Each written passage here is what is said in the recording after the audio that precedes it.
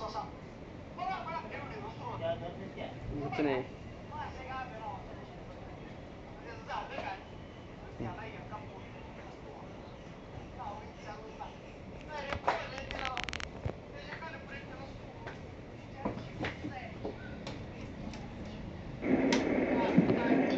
Hello.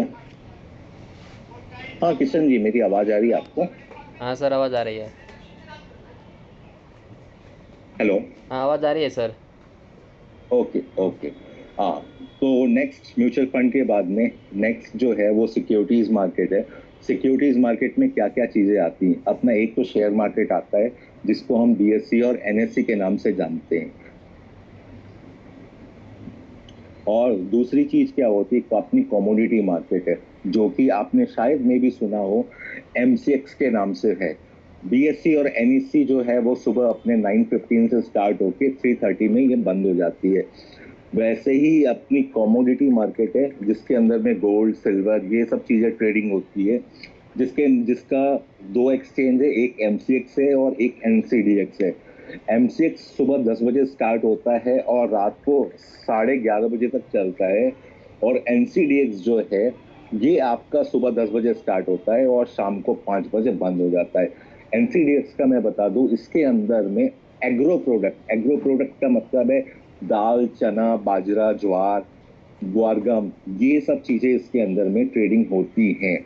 जहाँ पे आजकल भी डिजिटल हो गया, जहाँ पे कुछ बड़ी बड़ी मंडियां होती हैं जो इलेक्ट्रॉनिक फॉर्म में यहाँ पे ट्रेडिंग होती है। और तीसरी चीज होती है अपनी करेंसी मार्केट, जो सुबह 9 बजे स्टार्ट होती है और शाम को 5 बजे बंद होती है, जिसको M6 भी करता है और एनएससी में भी होती है। और दोनों जगह पे एक्सचेंज में M6 और एनएससी में दोनों जगह इनका सिंबल है एनएससी ईएक्स और एमसीएक्स ईएक्स के नाम से है। तो ये दोनों जगह पे ट्रेडिंग होती है आपकी। और इसके अंदर में सिर्फ चार करेंसी होती है। पहला है डॉलर आईएनआर, दूसरा है जीबीपी आईएनआर, थर्ड है आपका पाउंड आईएनआर और फोर्थ आपका येन आईएनआर, मींस जापान की जो करेंसी है येन आईएनआर। तो ये चार ही पेयर जो हैं ये अपने करेंसी मार्केट में ट्रेड करते हैं। बाकी फॉरेक्स मार्केट अलग है, उसका इंडिया में गवर्नमेंट के संग में कोई कोई वो नहीं है। वो आप कर सकते हो लेकिन वो टोटली इंटरनेशनल है और उसमें डॉलर के अंदर में ट्रेडिंग होती है। बट यहाँ क्या है, वो रुपीज में ट्रेडिंग होती है और इन सबको रेगुलेट करने वाला सेबी होता है। तो अपने इंडिया में टोटल स्टॉक मार्केट के अंदर में दो एक्सचेंज मेन है। वैसे तो बहुत सारे एक्सचेंज हैं, हाँ, लेकिन अब जो लोग जानते हैं ट्रेडिंग के नाम से वो बीएससी और एनएससी को जानते हैं। और शायद जितनी ट्रेडिंग होती है 90% एनएससी में होती है और 10% एससी में होती है, फिर भी होती है बीएससी में। मैंने इसका आंसर है आपके पास में किशन जी? कंपनी अपना शेयर क्यों इशू करती है? नहीं सर, इसका आंसर नहीं है मेरे पास। ठीक है, चलिए मैं बताता हूँ सिंपल। जैसे आपकी अपनी कोई कंपनी है, फॉर एग्जांपल कोई कंपनी है, ठीक है, आपको कंपनी को ग्रोथ करने के लिए और फंड की जरूरत है।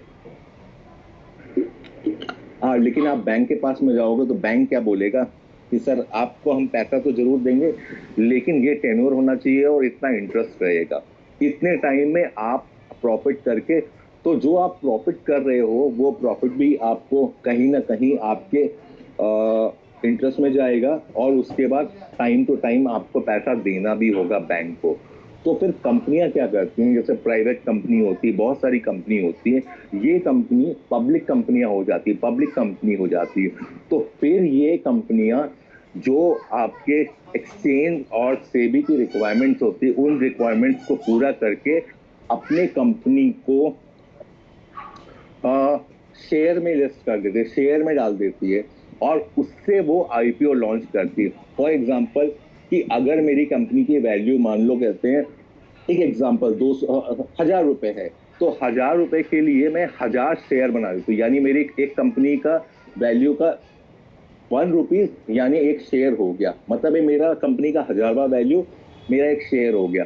तो यही चीज होती है। वो क्या करते हैं, 20% 30% वो सोचते हैं, क्योंकि as per Indian company act India के अंदर में अगर वो बोर्ड ऑफ मेंबर का अगर वो पर्सन है तो उसका 51% स्टेक होना चाहिए किसी भी कंपनी में, यानी वो शेयर पर्सन है उसके पास में उस कंपनी के 51% शेयर होने चाहिए। वो आइदर वो या उसकी वाइफ दोनों को मिला के 51% होना चाहिए, तो वो ज्वाइंट चेयरमैन के नाम से होते हैं, लेकिन जनरली किसी एक पर्सन के पास में होने चाहिए।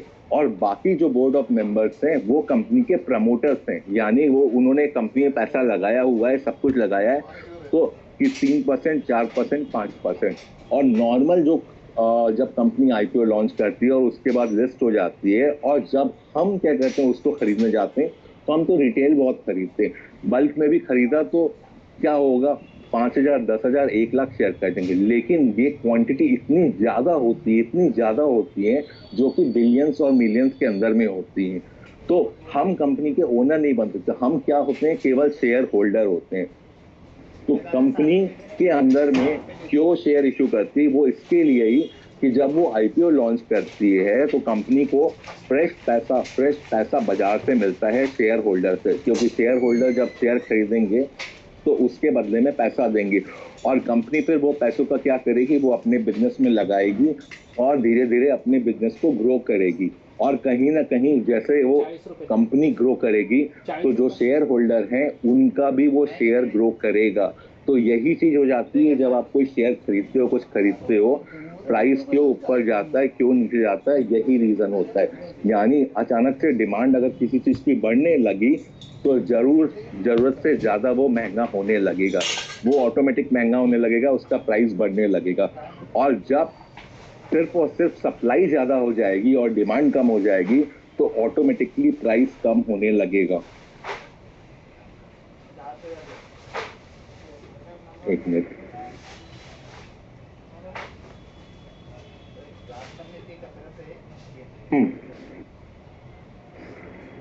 तो यही चीज होती है, कंपनी अपने शेयर क्यों इशू करती है। इसके अंदर में कोई question?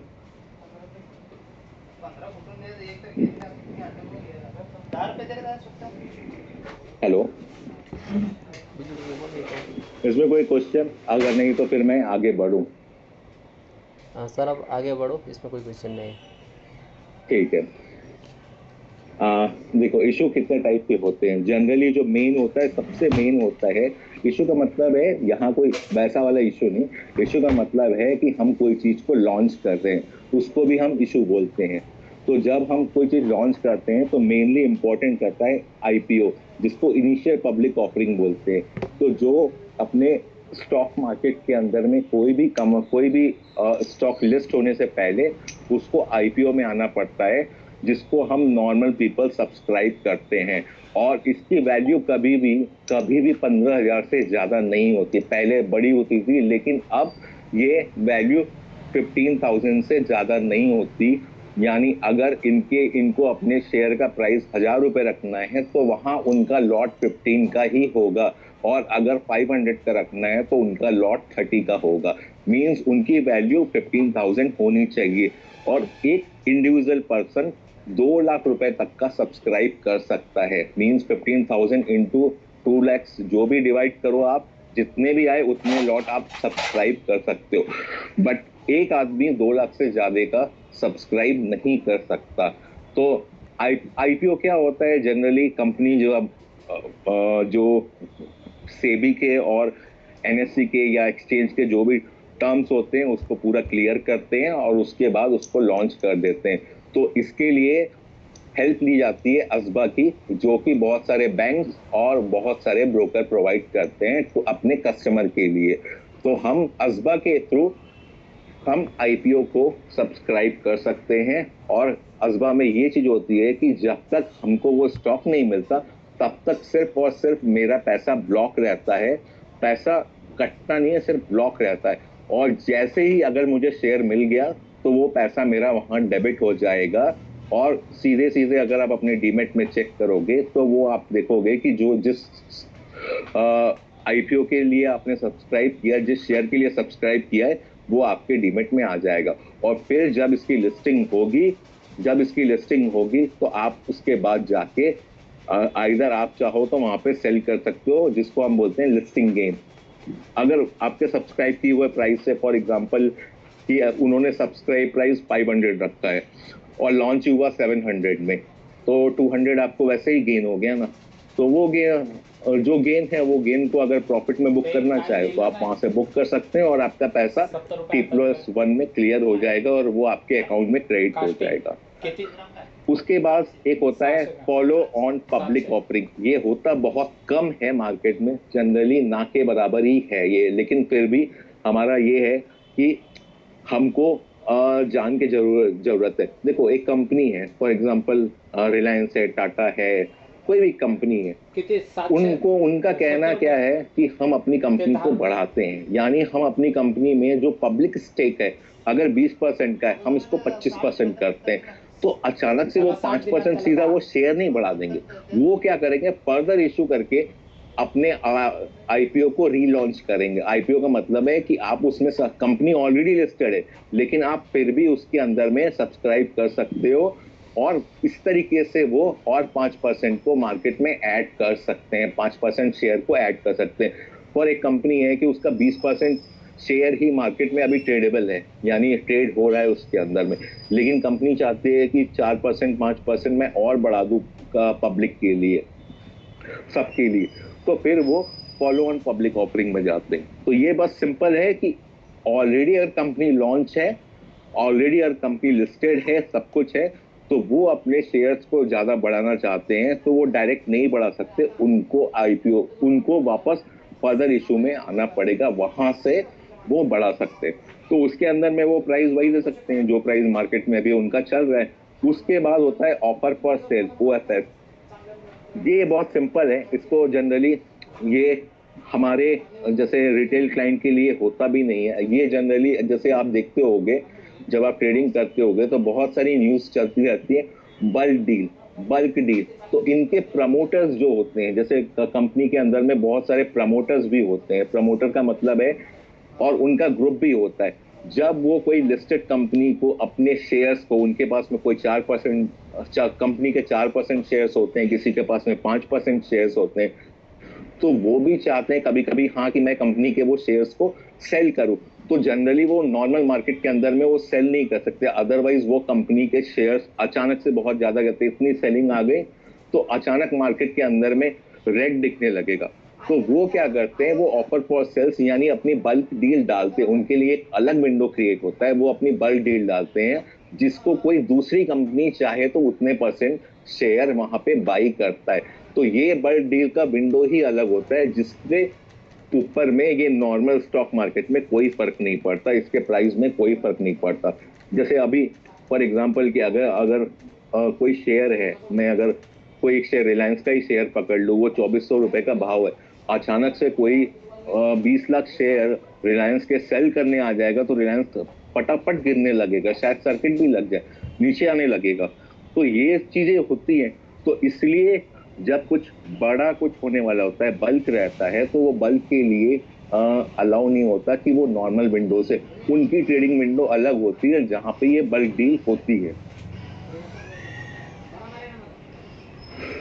How to apply IPO via bank, ये मैंने आपको बताया था, जिसके अंदर में देखिए अपने इंडिया में 2 डिपॉजिटरी है, CDSL और NSDL। CDSL होती है सेंट्रल डिपॉजिटरी, सेंट्रल डिपॉजिटरी, और NSDL होती है वो नेशनल डिपॉजिटरी होती है। तो जितने भी ज्यादा से ज्यादा जो बैंक है, मोस्ट ऑफ नेशनल बैंक, वो सब आपको असबा फैसिलिटी देते हैं। मतलब आप बैंक नेट बैंकिंग खोलोगे तो राइट साइड में आपका आईपीओ सेक्शन आ जाता है, या असबा करके सेक्शन आ जाता है। जब उसको आप क्लिक करोगे तो करंट टाइम में जो भी आईपीओ होगा वो आईपीओ वहां पे होगा और आप उसको वहां पे सब्सक्राइब कर सकते हो। उसको सब्सक्राइब कर दिया, जितना जितना सब्सक्राइब किया, अगर आपने 1 लॉट किया है तो 15,000 क्या हुआ आपके लेजर बैलेंस में दिखाएगा जरूर, लेकिन वो 15,000 को आप विड्रॉल नहीं कर सकते, कोई यूज नहीं कर सकते, वो सिर्फ आपका पैसा ब्लॉक रहेगा जब तक आपको शेयर नहीं मिल जाता। इसका टेनर 1 वीक का होता है। 1 वीक होने के बाद में फ्राइडे वो होता है कि आइदर या तो आपका डेबिट हो जाएगा या तो फिर आपका वो पैसा वहां से डेबिट हो जाए, इधर डेबिट हो जाएगा या तो पैसा रिलीज हो जाएगा। और जब डेबिट हो जाएगा तो आप संग संग अपने डीमेट को चेक करेंगे तो आप देखोगे कि आपके डीमेट में कुछ शेयर्स आ गए हैं। पैसा डेबिट होने का मतलब ये है कि आपकी डीमेट में वो शेयर आपको मिल गए। और अगर आपका, क्योंकि वहां रैंडमली होता है, क्योंकि जरूरी नहीं है कि इन लोग ने अगर 10 लाख शेयर आईपीओ के लिए डाले हैं तो 10 लाख ही हो सकता है 1 करोड़ लोग भी सब्सक्राइब करें, क्योंकि सब्सक्रिप्शन के लिए कुछ नहीं होता। और कई बार अपने सुना भी जाता है कि 4 टाइम सब्सक्राइब हो गया, 5 टाइम सब्सक्राइब हो गया। तो ये बहुत सारी चीजें होती है, तो ओवर सब्सक्राइब भी होता है। तो फिर वहां क्या होता है, लॉटरी सिस्टम होता है, मतलब इलेक्ट्रॉनिक रैंडमली किसी का भी नंबर लग सकता है और उनको वो शेयर मिल जाता है। तो कई बार ऐसा भी होता है कि हमको सब्सक्राइब करने के बाद भी वो शेयर नहीं मिलते। तो ऐसा नहीं है कि आ, हम हमको जानबूझ के नहीं मिला, वहां एक लॉटरी सिस्टम है, क्योंकि जितना सब्सक्रिप्शन अवेलेबल है, जितनी क्वांटिटी अवेलेबल है, उससे ज्यादा सब्सक्राइब होता है। और उससे कम सब्सक्राइब होता है, इसका मतलब ही कहते हैं कुछ ना कुछ प्रॉब्लम है उस शेयर के अंदर में। और जब कोई अच्छा आईपीओ आता है तो वो तो 100 टाइम और 200 टाइम से ज्यादा सब्सक्राइब हो जाता है। लेकिन ऐसे बहुत सारे शेयर्स हैं जो सब्सक्राइब होने के बाद में आज तक अपने सब्सक्रिप्शन प्राइस के पास भी नहीं पहुंच पाए, जिसके अंदर में जोमेटो और पेटीएम जैसे शेयर्स हैं जो कि अपने लिस्टिंग प्राइस से भी अभी भी नीचे चल रहे हैं, अभी तक वो लोगों के पास में पड़े हुए हैं। तो बहुत सारी चीजें होती है, जब हम कोई स्टॉक सब्सक्राइब करते हैं तो हम उसके बारे में बहुत कुछ जानना चाहिए और उसके बाद जाके कहते हैं हमको वो शेयर को सब्सक्राइब करना चाहिए, अदरवाइज उसको सब्सक्राइब करके कोई मतलब नहीं है। तो यही चीज है, अजवा जो है आपका बैंक पोर्टल में आपको मिल जाएगा। और जो आईपीओ और ई आईपीओ, अभी तो ई आईपीओ हो गया, पहले आईपीओ होता था जो कि आपका बड़े से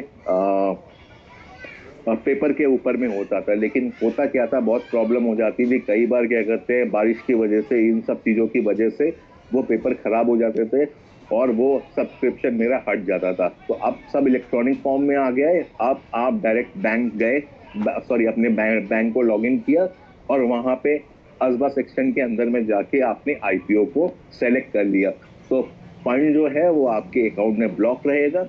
शेयर मिल जाने के बाद में वो आपका डेबिट हो जाएगा। और जब वो अगले हफ्ते उसकी लिस्टिंग होगी, जब वो स्टॉक की जब उसकी लिस्टिंग होगी, और लिस्टिंग सुबह 9:15 आप खोजोगे तो आपको लिस्टिंग वो शेयर नहीं दिखेगा। लिस्टिंग हमेशा 10 बजे स्टार्ट होती है, 10 बजे से उसकी ट्रेडिंग चालू होती है जिस स्टॉक की लिस्टिंग है। तो आप कभी 9:15 में वो स्टॉक सर्च करोगे कि मेरा ये मैंने शेयर लगाया था, आज ये लिस्ट होने वाला है और मैं 9:15 में उसको खोजूं तो नहीं मिलेगा। ऐसे बहुत लोग कंफ्यूज होते हैं। तो ऑलवेज ये समझना कि जब ऐसा कुछ होने वाला होता है, जब कुछ ऐसा होने वाला होता है तो वो हमेशा 10 बजे ही लिस्ट होता है। अभी बीच में आपने शायद न्यूज सुना था, रिलायंस का डीमर्जर। तो क्या हुआ, उसके अंदर में 200 समथिंग रुपीज में रिलायंस में एक कंपनी जो है, जो जियो फाइनेंशियल के नाम से है, उनका डीमर्ज हो गया। और रिलायंस का जो एक्चुअल प्राइस था 2800 समथिंग कुछ था, उतना पैसा उसमें से घट के वो चार्ट के अंदर में नीचे दिखने लगा। और उसके बाद फिर रिलायंस की जो वो कंपनी है वो अलग ट्रेडिंग हो रही है, और जियो फाइनेंशियल अभी तक मार्केट में मुझे दिख क्यों नहीं रहा है, वो अलग हो गया। तो वो आपके डीमेट में पड़े हैं, वो जब लॉन्च होगी, जब नेक्स्ट वीक में वो लॉन्च होगी तो वो आपको वहां पे उसके शेयर्स भी दिखने पड़ लगेंगे। तो एक वीक के लिए ये आपके डीमेट में जरूर पड़े हैं, लेकिन जैसे ही वो कंपनी वापस लिस्ट होगी मार्केट के अंदर में तो वो आपको वहां पे दिखने लगेंगे। स्टॉक थोड़ा सा इसको आप देख लोगे, स्टॉक मार्केट में काम कैसे होता है। जैसे एक कंपनी है और ये इन्वेस्टर है, जिसमें म्यूचुअल फंड, रिटेल, कोई भी इन्वेस्टर है, और बीच में होता है स्टॉक एक्सचेंज। देखो, आप जब पैसा देते हो आपको शेयर मिलता है, ये इनको पैसा मिलता है, ये शेयर देते हैं, और बीच में स्टॉक मार्केट होता है जिसमें प्राइमरी मार्केट आईपीओ एफबीओ ये होते हैं, और सेकेंडरी मार्केट अपना मार्केट जो होता है। तो यही पिक्चर क्रिएट होती है। तो बीच में एक स्टॉक एक्सचेंज बैठा है जो कि हमारे और कंपनी के बीच में है। यानी मैंने अगर कोई शेयर खरीदा है तो उसके बदले मैंने पैसा दिया है, और मैंने अगर शेयर खरीदा है तो कंपनी का काम है कि वो शेयर मुझे एक्सचेंज के थ्रू मुझे दे, और पैसा जो मैंने लिया वो एक्सचेंज के थ्रू उनको पैसा वो वापस ले वहां पे। और जब मैं शेयर जो है वो सेल कर दूंगा तो मुझे और पैसा वापस मिल जाएगा, और उसके बाद वो कंपनी को वो शेयर उनका वापस मिल जाएगा, और कंपनी क्या करेगी, जो वैल्यू होगी उस वैल्यू का वो वैल्यू एक्सचेंज को दे देगी, और एक्सचेंज हमको वो वैल्यू दे देगा इन टर्म्स ऑफ मनी। तो यही चीजें हैं।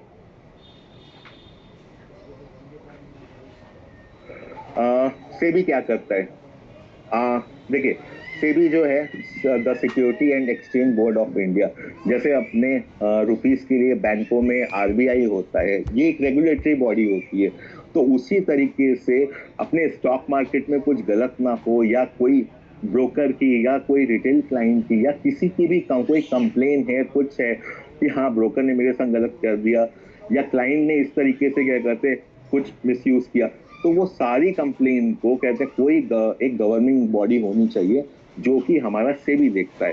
सेबी 1988 में ही स्टार्ट हो गया था, बट वो उतना पावरफुल नहीं था, उतना एक्टिवेटेड नहीं था बिफोर 1991। शायद आपने अर्चन मेहता वाला सीरीज देखा ही होगा।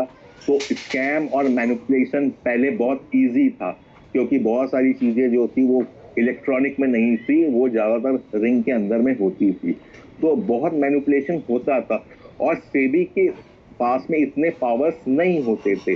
उसके बाद में जब ये स्कैम हुआ, उसके बाद से सेबी के हाथ में बहुत ज्यादा पावर्स आए, जो कि अभी रेगुलेट करता है जितने भी ब्रोकर्स हैं, सबको रेगुलेट करता है। और सेबी का मेन काम क्या है? Protecting the interest of investor in stock, promoting the development of the stock market. अगर मार्केट के अंदर में कुछ नई चीजों को भी करना है, नई चीजों को लाना है, तो एक्सचेंज फटक से ऐसा नहीं होगा कि तुरंत लॉन्च कर दिया, तुम उसको सेबी की परमिशन लेनी होगी। तो ग्रुप मीटिंग करता है वो ब्रोकर के संग में, ब्रोकर एसोसिएशन के संग में, स्टॉक एक्सचेंज के संग में, और उसके बाद जो मार्केट के लिए या इन्वेस्टर के लिए चीजें अच्छी होंगी वो चीजों को वो लॉन्च करवाता है। और थर्ड चीज क्या है? Regulating the stock market. Stock market को स्मूथली रेगुलेट करना ये सेबी का काम है। तो कई चीजों पे, हर एक अकाउंट पे सेबी की नजर रहती है। वो इलेक्ट्रॉनिक अगर कुछ भी गड़बड़ होता है तो वो ब्रोकर को क्वेश्चन करता है, और कभी कभी ब्रोकर के अंडर में बहुत सारे एपीज होते हैं, अथराइज पर्सन होते हैं, या ब्रोकर होता है, उनके पास भी जाके इंस्पेक्शन करता है कि हर चीज आपके वहां पे रूल्स एंड रेगुलेशन से हो रही है या नहीं। तो बहुत सारी चीजों को एक तरह से ये क्या है ना, पुलिस का रोल ये कहते हैं वो करता प्ले करता है। तो पुलिस क्या करती है कि हाँ नहीं, सब चीज सही से चले, तो वही काम है सेबी का। सेबी को आप ये सब बोल सकते हो कि शेयर मार्केट का पुलिस है ये, चाहे स्टॉक कमोडिटी मार्केट हो, चाहे करेंसी मार्केट हो, सभी इसके अंडर में आते हैं। तो ये एक तरह का पुलिस है। तो ये क्या करता है? प्रोटेक्ट करके रखता है, चाहे वो ब्रोकर हो चाहे वो क्लाइंट हो। तो हर कोई को प्रोटेक्ट करना वो सेबी का काम है। ये क्लियर हुआ आपको?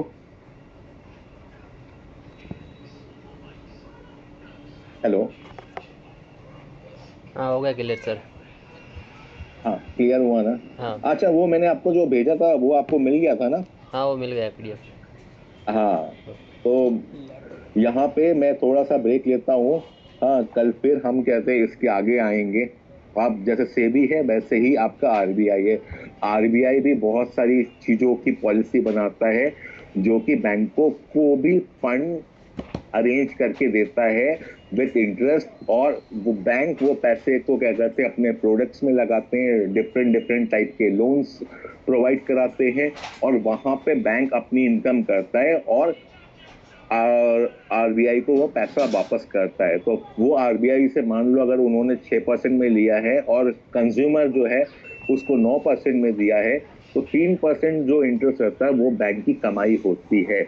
और बहुत सारी, और बैंक इस तरीके से भी जाना जाता है। और दूसरी चीज क्या है कि हम अपना पैसा बैंक में रखते हैं, तो कहीं ना कहीं वो पैसा बैंक के पास में ना, तो बैंक वो फंड को भी यूटिलाइज करता है, और कई बार आरबीआई से वो लेता है। तो जनरली आरबीआई का भी काम क्या है?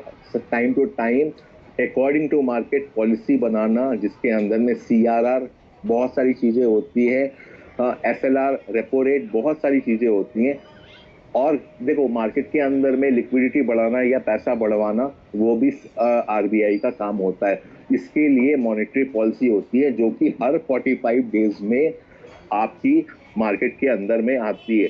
और जनरली अब जो है मॉनेटरी पॉलिसी का टाइम है वो सुबह 11 बजे का है, वरना पहले दोपहर को 2 बजे होते थे।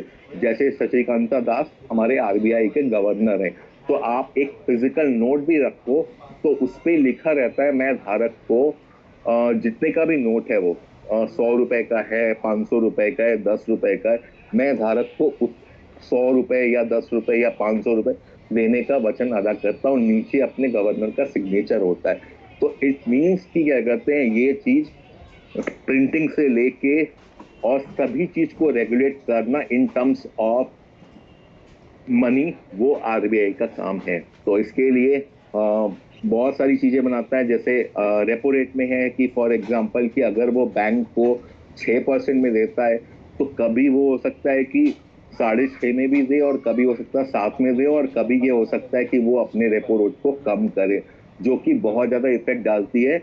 और उससे सबसे ज्यादा स्टॉक को वो इम्पैक्ट नहीं पड़ता। सबसे ज्यादा आप देखोगे बैंकिंग इंडेक्स जो है, बैंक निफ्टी है, बैंकिंग इंडेक्स जो है, इसमें बहुत ज्यादा क्या कहते हैं आपका वोलेटिलिटी आती है। तो ये आरबीआई का काम है। तो आरबीआई ये हर 45 डेज में मॉनेटरी पॉलिसी लाती है।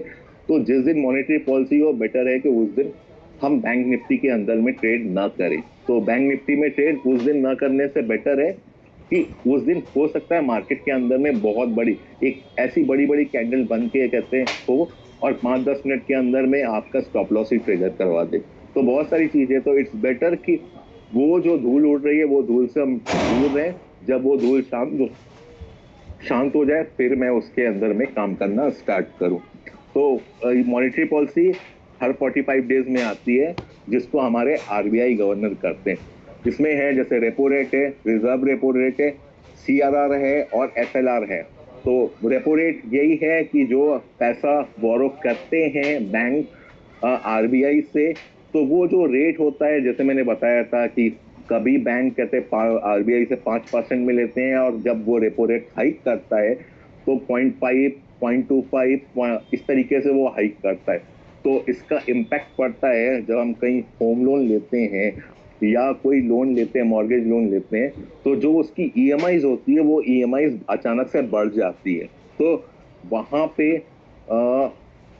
बैंक का कोई रोल वो नहीं रहता, बैंक का वो जरूरत नहीं, क्योंकि आरबीआई ने ही रेपो रेट बढ़ा दिया है तो वो अपने ईएमआई पे, तो वो ईएमआई जब बढ़ेगी कॉमन मैन की, तो कहीं ना कहीं मैं उसके पास में क्या कहते हैं पैसा कम होगा। जो आज मान लो फॉर एग्जांपल कि मैं बचा के 50,000 रख रहा हूँ, तो अगर मेरी ईएमआई 3,000 रुपए बढ़ गई तो अब मेरे पास में क्या है, 47,000 ही रहेंगे। तो आम लोगों के पास में लिक्विड की कमी होने लगेगी। तो लिक्विड को बढ़ाने के लिए मार्केट में ज्यादा से ज्यादा फ्लो आ सके, उसके लिए कभी कभी आरबीआई अपना रेपो रेट कम करता है। और उसी का ठीक उल्टा आपका रिजर्व रेपो रेट होता है। जैसे रेपो रेट उसके अंदर में वहां इंक्रीज करता है, यहाँ पे वो कम करता है। उसके बाद आपका सीआरआर होता है, every bank is mentally required the maintain fund with the RBI. यहाँ ये आप इसको एज एग्जांपल ये समझ लो कि एक तरह का जो भी बैंक है उनको एक डिपॉजिट रखना पड़ता है आरबीआई के पास में, और वो फंड को वो हमेशा मेंटेन करके रखना पड़ता है।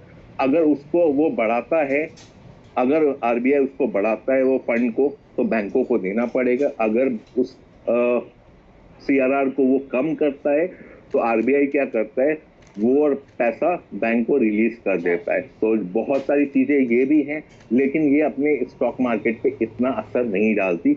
जनरली ये अपने करेंसी मार्केट के ऊपर में असर डालती है। एसएलआर है, स्टेचुरी लिक्विडिटी रेशियो। हाँ, it is the reserve required that commercial bank are the required to maintain form of cash, gold reserve, government approved securities before providing the credit to the customer। ये generally commercial bank जो होते हैं, जैसे कि normal bank जो हैं, तो इनको भी एक तरीके से जैसे पैसा नहीं दिया हुआ है, मतलब एक पैसा तो उन्होंने जमा करवाया, उसके अलावा जो गवर्नमेंट अप्रूव्ड सिक्योरिटीज है या फॉरेन करेंसीज है या गोल्ड रिजर्व है, ये सब चीजों को भी before providing the credit to the customer, customer को कोई भी क्रेडिट देने से पहले इनको इतना जमा करवाना पड़ता है। तो ये भी एक चीज है कि अगर बैंक वहां लोन दे रहा है तो, या ऐसे आप समझो कि देखो इंडिया के अंदर में जैसे अगर आरबीआई 100 रुपए का नोट प्रिंट करता है ना, तो 100 रुपए की वैल्यू का आइदर गोल्ड या फॉरेन करेंसी जो आरबीआई है वो अपने पास में रखता है, तब जाके वो 100 रुपए। नहीं तो क्या है, जब उनके पास में प्रिंटिंग है और कितना भी पैसा छापने लगे, ऐसा नहीं होता ना। तो कुछ भी अगर आरबीआई एक नोट बनाता है तो उतने अमाउंट का गोल्ड और उतने अमाउंट का वो अपने पास में रखता है। तो इससे क्या होता है, मेंटेन रहता है। वरना कल दिन क्या करते हैं, वो 1000 रुपीज के नोट, सॉरी 500 रुपीज नोट की या 100 रुपीज नोट की, जो भी वैल्यू की नोट है उसकी कोई वैल्यू नहीं रह जाएगी अगर वो जस्ट खाली प्रिंट होके आ रहा है। तो इसलिए आज वैल्यू है कि वो जो आप 500 किसी को देते हो या लेते हो किसी से, तो वो 500 की वैल्यू इसलिए है क्योंकि उतने ही 500 रुपीज का आरबीआई के पास में फॉर्म ऑफ गोल्ड या कुछ ना कुछ उनके पास में पड़ा है। फॉरेन सिक्योरिटी, फॉरेन की नोट्स हो गई, ये सब हो गया, कुछ ना कुछ उनके पास में पड़ा हुआ है, तब आज उसके 500 की वैल्यू है। तो वैल्यू ऐसे ही नहीं बन जाएगी वो 500 की, उसके लिए उतने का गोल्ड या ऐसा कुछ आरबीआई अपने पास में रखता है। इसीलिए वो आरबीआई जब आपको नोट प्रिंट करके देता है तो उसके अंदर में ये चीज लिखी होती है, हाँ ये चीज लिखी होती है, और उसमें आरबीआई के गवर्नर का सिग्नेचर होता है। तो यहां तक ठीक है। अब कल हम पीएम, सीएम और डीपी ये सब सारी चीजों पे बात करेंगे, और इसके अंदर में बहुत चीज नहीं है, बहुत वो नहीं है। मेनली आज हमने जो चीज की कि जो कितने तरह के एसेट्स हैं, मार्केट रेगुलेटरी कौन कौन सी है, उसके बाद मॉनेटरी पॉलिसी से भी मार्केट का फंक्शन कैसा होता है, कंपनी क्यों आईपीओ लॉन्च करती है, कंपनी क्यों शेयर लिस्ट करवाती है, बहुत सारी चीजें जो हमने आज क्लियर की। तो जस्ट ये बेसिक है, बेसिक में जस्ट आपको नॉलेज हो जाना जरूरी है कि हाँ ये चीजों। और बाकी अगर कोई डाउट है तो आप मुझे कोई भी टाइम कभी भी व्हाट्सएप के अंदर में मैसेज कर सकते हैं, मैं उसका आंसर आपको वहां पे ही दे दूंगा। आइदर या तो फिर मुझे व्हाट्सएप कॉल कर लो, व्हाट्सएप कॉल पे भी मैं बता दूंगा। बस यही है कि मैं उस समय क्लास में बिजी ना हूँ। अगर मैं वहां पे नहीं उठाया या बिजी हूँ तो जैसे ही मैं आपका मैसेज देखूंगा वहां मैं आपको रिप्लाई कर दूंगा। जी हेलो हेलो। हाँ सर। हाँ आप अनम्यूट कर। हाँ, ये जितनी चीजें मैंने बताई उतना क्लियर हुआ आपको? हाँ हो गया क्लियर। हाँ ये बेसिक है, ये इसमें कुछ ज्यादा चीज नहीं। इम्पोर्टेंट वो है जब हम टेक्निकल पे जाएंगे वो ज्यादा इम्पोर्टेंट है, और एक एक चीजों को समझना वहां पे बहुत ज्यादा इम्पोर्टेंट है। पहले कुछ दिन थ्योरिकल चलता है और फिर उसके बाद में हम प्रैक्टिकल करते हैं। तो ठीक है, कल फिर हम 6:30 में आपसे मिलते हैं सेम टाइम पे। ओके। ठीक है सर, ओके।